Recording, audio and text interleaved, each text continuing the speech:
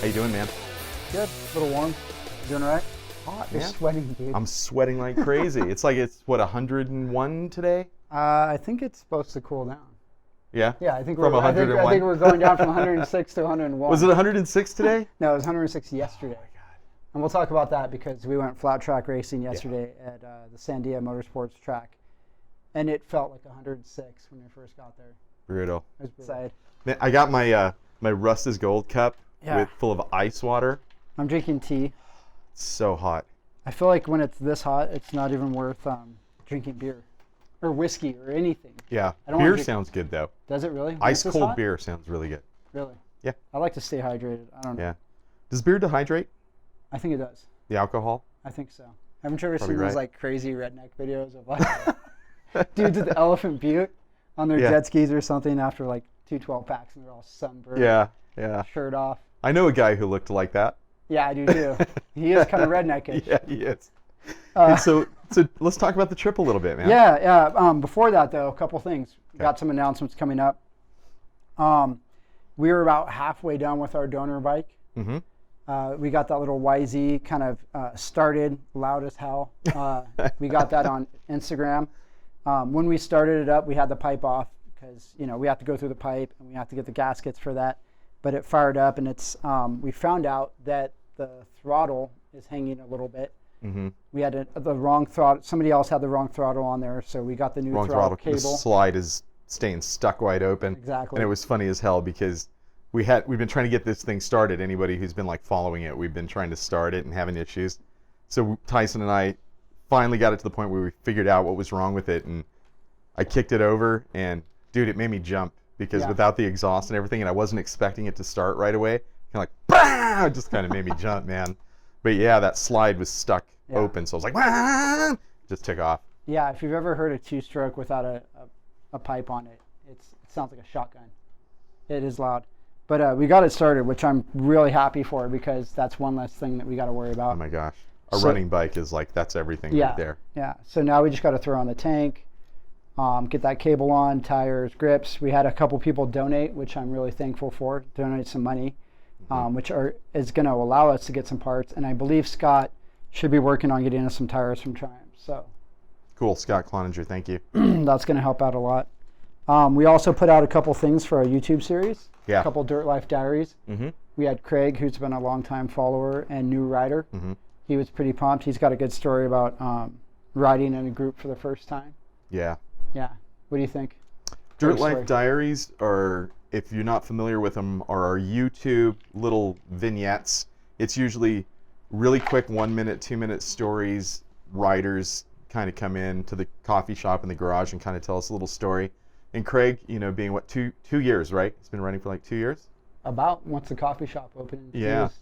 That was like his first bike. First bike, a Triumph, right? Yeah, Bonneville? Yeah. You got a Bonneville. T100. Yep. Cool little bike. And he talks a lot about, with us at the coffee shop, about just being a little inexperienced and it being kind of scary for him. He was here the other day and having coffee and he was talking about, the wind scares him still. So to hear him tell this story in Dirt Life Diaries is really cool. Yeah. And it's the cool thing about Dirt Life Diaries is you have all different ranges of experience. Yeah. We have guys that have been riding for a year tell a story, and then we have people that have been riding their whole lives tell a racing story, a flat track story, an adventure story, a newbie story. And I like those. I appreciate them. Like when we first started putting those out, I wasn't sure what direction they were going to take, but they're refreshing because in a weird way, it kind of brings us back to why we started this whole thing, right? Absolutely. And it's meeting new people, seeing people excited to be on bikes for the first time or for the, 40 years that they've been riding. It's cool to hear those stories come together. So his story was refreshing in that aspect because you forget, you get a little, not jaded, but you forget the first feeling of riding. So to hear his story, he was just excited to be part of that first big group ride. Yeah. And we take it for granted, of course. Sure. So it's cool to hear that. Yeah. That really brings it back home. We also had Adventure Will, who we're going to throw on a podcast here coming up soon. Going to release his podcast, and he tells a pretty cool story, which I won't give it away, but he talks about that story a little bit deeper in the podcast. Yeah. And he's done a lot of cool adventure rides on a dime, on a shoestring kind of budget. So it's cool to hear that because you have somebody like Adventure Will who does it on pennies, and then we have other guys like Chris over at BMW, who has all the nice gear and is doing it on a different scale. The $1,000 moto gear, right. It's kind of cool on the $20,000 bike. Exactly. So it's just cool to hear those stories. We also did flat track racing last night. We did. So we got the team out there. This is our second official flat track race, and it felt a lot more comfortable. Jimmy from Grey Wolf was out there. He was tearing it up.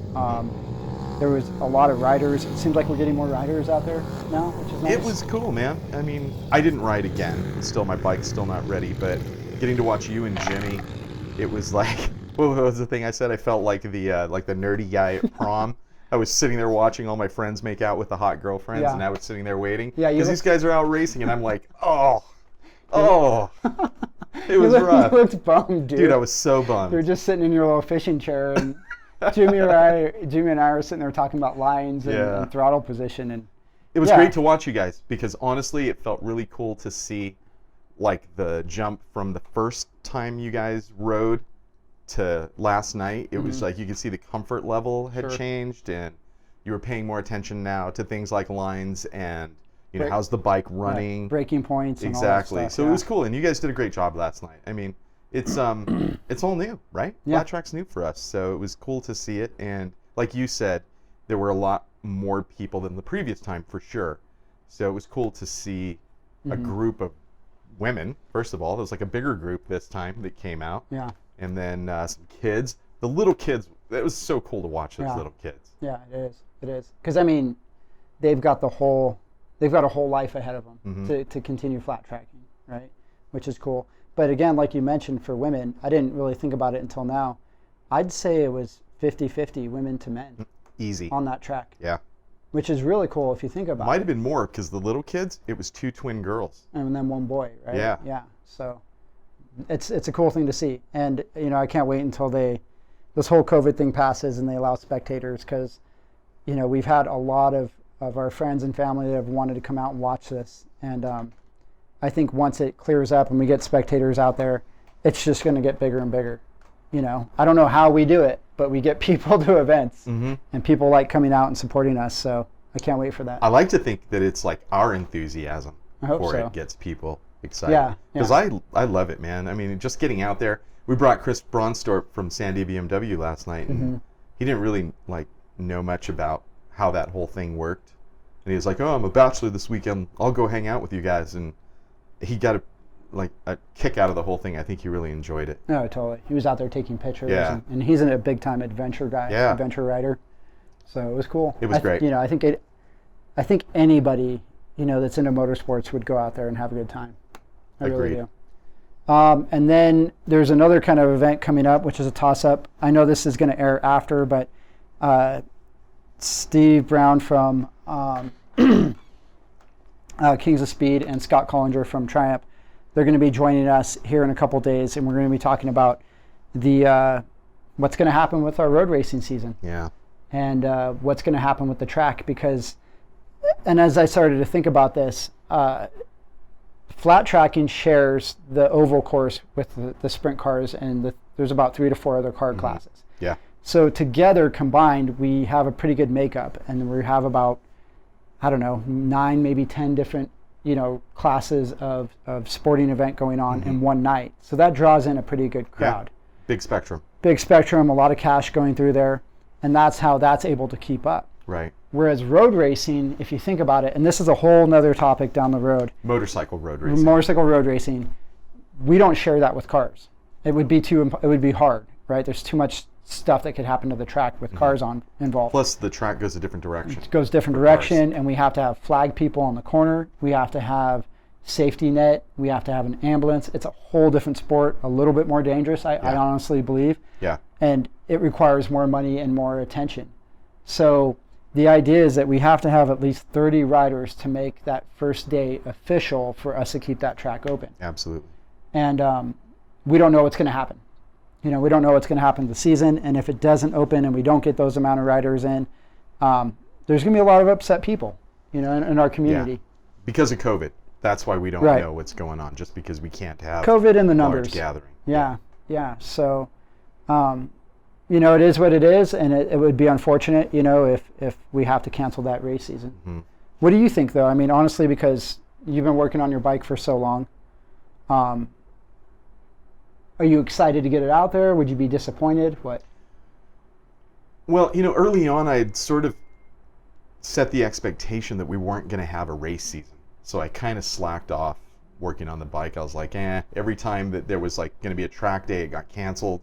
So I kind of just sort of didn't. We had other things that we were working on. We were working on the shop and trying to keep business going. So I hadn't really focused a lot of energy on the race bike, on the road racing bike. So when Steve Brown from Kings of Speed asked us to hey, we're really going to do a really big push to get people out on track day to try and make sure that we have at least the last half of the season, then I got super excited, and I dove back into my bike last week and started okay, what can I do to get it out to track day on the 19th? So how do I feel about it? I'm excited because I want to get it out there for track day, but I'm not sure because, we know here in New Mexico that the numbers started to go up again and restrictions were put on again. Even here at the coffee shop, we had started to let people come in and kind of gather in small groups. Now we can't do that again. I don't know, man. I'm excited about flat track because I know that's going to continue to happen at least for the rest of the season. Road racing, I'm being cautiously optimistic. How about you? Well, I'm in a different boat because my bike, as far as I know, I honestly need to go through it again because I haven't started it in about a month. But yeah.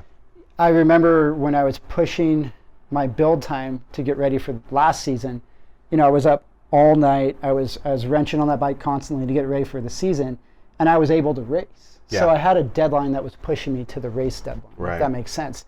Had I been working on it that hard and then not being able to race at the track, I think I would have been pretty bummed out, honestly. I would have been pretty defeated. Yeah. Because you put all this time and attention to it. I'm a little bummed out now because, I have I think one of my nicest builds, and it's strictly for the track. There's no kickstands, there's no brackets. Yeah. What do I do with that bike if I can't race it? Do you know what I mean? Mm-hmm. I can't. There's next year. There is next year, hopefully. Yeah. But I can't turn that bike back into a street bike. No, wait. I've gone too far. Yeah. There's no turning back. So, how many people are out there looking for strictly vintage race bikes? That's what I'm trying to say. Yeah, very is true. That, we put ourselves in a hole that we need to, we can't climb out of, if that makes sense. Yeah. Well, that's why we're trying to push this, right? That's why we're trying to get people excited to come out and be a part of it so that they can continue to, make the track happen and make. Right. You can't account for not being able to have spectators. That's the only weird thing. But at least we can get racers out there. Yeah. And that's what the push is right now. Right. Just to be clear, is more racers, because racers can come out there even if there is restriction on spectators. Sure. So that's what the SMRI board is trying to do, get more racers out there. Yeah. So in case you guys haven't heard, Steve has been pushing it really hard. He's really pumped up for the racetrack. Steve Brown and Steve Maes. And he was playing this song the other day. I had to play this for everybody. Just because I know you've been pumping this at the coffee shop. Can you hear this? Try to be best, 'cause you're only a man, and a man's I never even heard this song. Yeah, right, dude. somehow Thaison's on this kick about the Karate Kid. You were talking about this. Yes, you were. You've been playing it in the shop nonstop. Oh man. So in case you guys don't know this song, hold on, it's coming up.